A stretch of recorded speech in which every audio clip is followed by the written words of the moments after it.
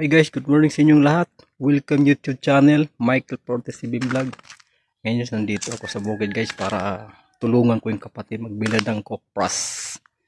Guys, another harvest naman kami guys. Kaya let's go, samahan mo kami guys.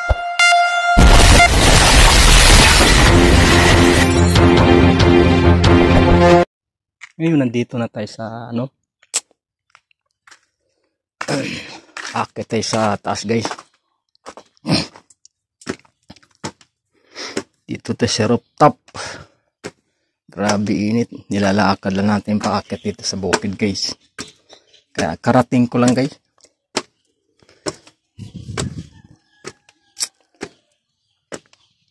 Ayun guys.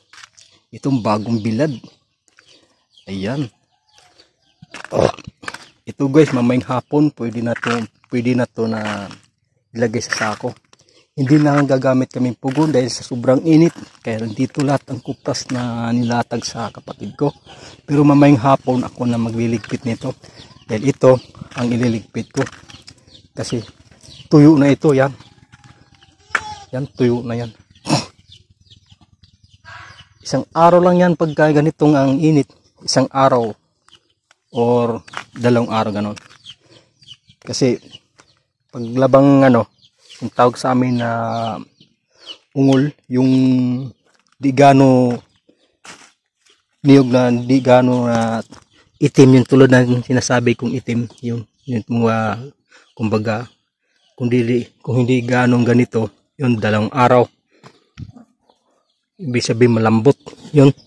Ito 2 araw yan bago matuyo. Di bali kung ganito yan, ikalalapag lang bukas ng hapon naman to. Ito kakalatag lang ito bukas ng hapon. Itong mga nilatag na bago bukas na hapon. Ayan, kasi ito kahapon to kaya mamayang hapon liligpit ko na yan. Yan. Medyo sa ngayon pag harvest ngayon medyo kakunti lang kaysa sobrang init, walang ulan. Tulad na karaan taon medyo puno ito yan, puno yan. Pero ngayon kakunti lang kasi sobrang init. At least paano mayroon kami na maharbis pa rin. Ayan, kasi kung di mo harvesting kagad katulad sa init na to, kusang nalalaglag lang yung mga niyog namin dito kasi dahil nga sa init. Kaya ngayon di makabulo ang bunga sa mga bawat puno ng mga niyog namin dito dahil sa init. Ayan.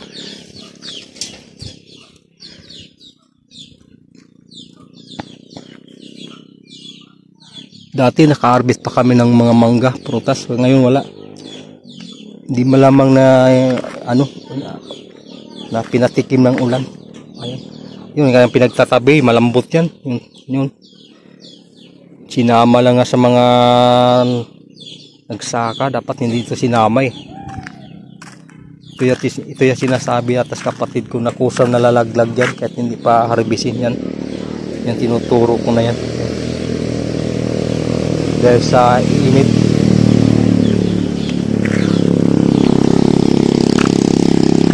Kaya may hapon mga ito. Ayan yung kulay brown na siya. Yun ang pwede ng isasako mamayang hapon. Pagka ganito ng sobrang init, masisira mga pananim talaga. Katulad ng serigulas na karantaon, ito ang daming bunga yan. Pero ngayon iilan lang hinog o iilang bunga lang. Ayan yun, iilang bunga lang. Kasi hindi dyan nakatikim talaga mula pag umpisa ng init. Talagang walang ulan talaga dito sa amin.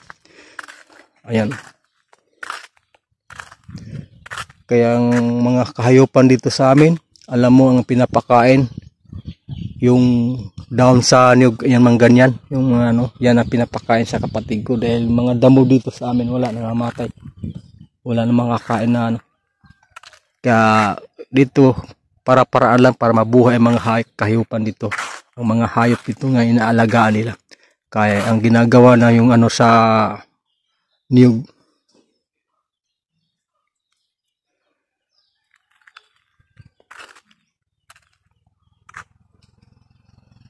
Dati, yung karang taon,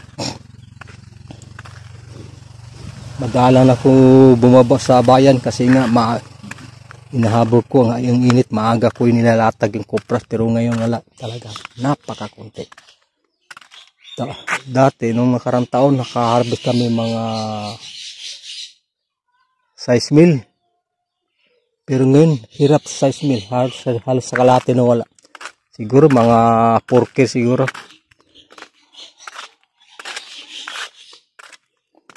Kaya may hapon abangan na yan paglilipit natin yan sa mga natuyo na kopras. Kaya bababa natin, kaya grabe ang init.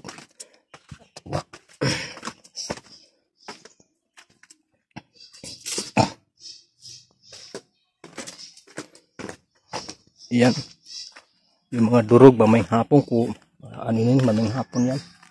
Yung ibang durog nandito nilagay sa pamangking ko. Ayan, tuyo na yan eh. Yan, yung mga ganyan, tuyo na yan.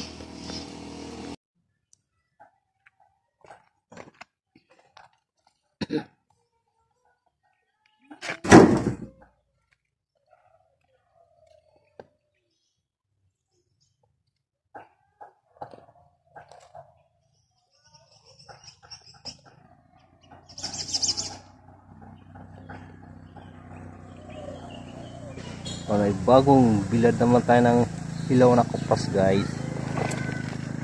Yung kahapon, mamay hapon na naman ng liligpit natin guys.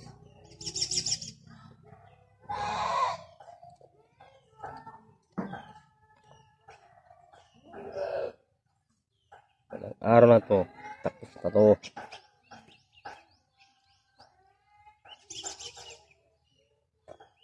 Last din na ng pagsaka ng mga niyog dito sa amin ngayon.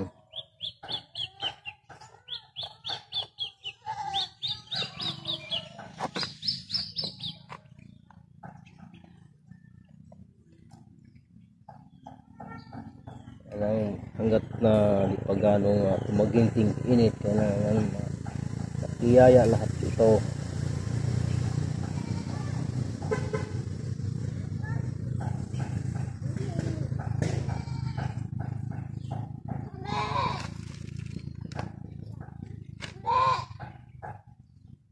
Ang ingay ng alaga namin ng kambing.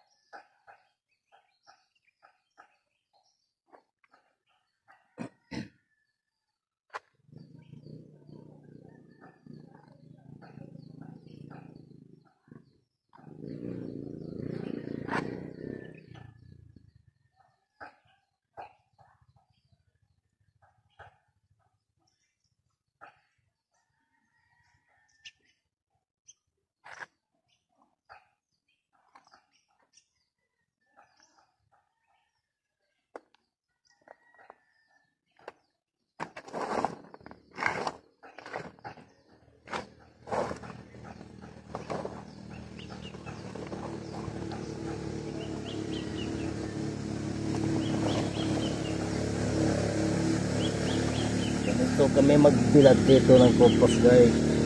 Lalo pagka malakas ang init ay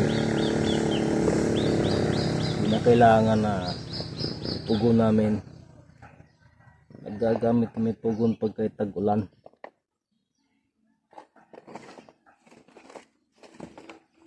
Ayun guys, malapit na paano lahat to.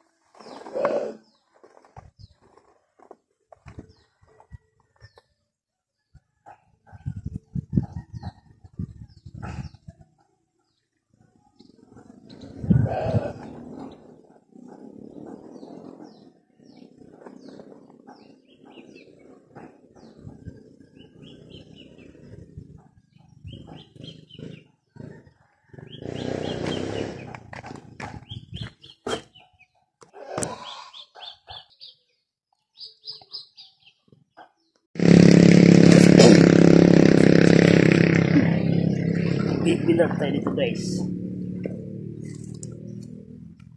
Para bukas hapon to eh. Tuyo na siya.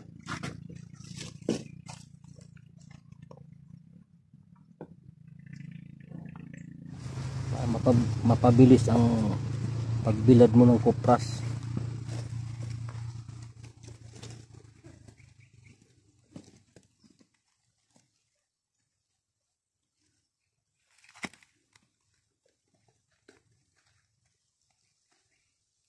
Kasi pag hindi mo ginaganito guys, palit ng abuti ng 2 araw mahigit. Pag ganito, yan, 1 araw mahigit to, 1 araw kalahati.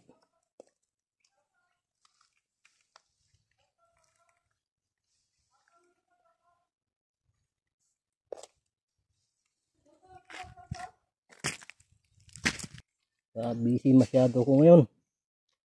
Hindi ko gaano makadot sa live of premier. Pasensya na kayo guys. Pag matapos nito eh, doon ako babawi. Kaya maraming salamat sa inyo pagsusuporta pa rin sa aking channel.